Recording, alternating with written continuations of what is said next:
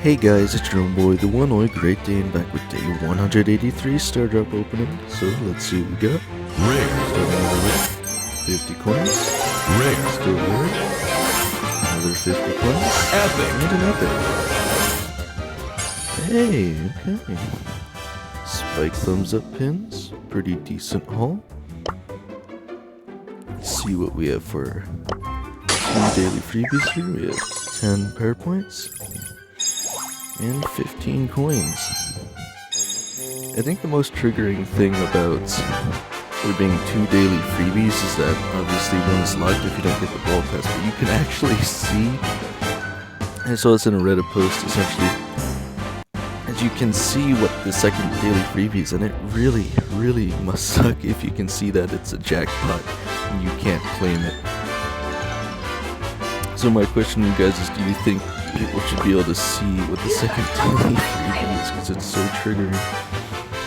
So we have a special offer on Cupcake Daryl, and it looks like you could just get in the Star Drop. We have some special offers on coins and gems if you guys wanted those.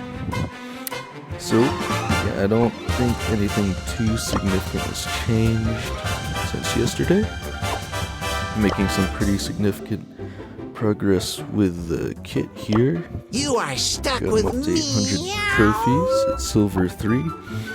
Again, the only reason I don't think I've even gotten further is simply because of the fact that other people are playing kit and it just becomes this weird standoff between every other kit in the match. Because once one kit gets to 6 cubes, every other kit essentially just has to hide, which means that if you want to have any decent chance of making first, you actually have to fight all the other kits at the start, and it becomes this weird trade-off kind of thing, or luck essentially, whether or not the kit with 6 power cubes finds you first. But anyway, they still haven't fixed it, so again, if you guys have a kit, you might want to consider ranking up a bit. So as of today, I have 3,810 XP doublers and 19,281 power points.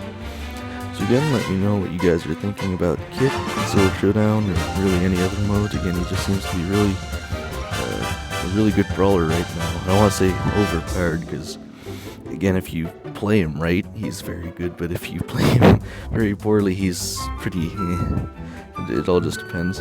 Yeah guys, let's see how far I can take this.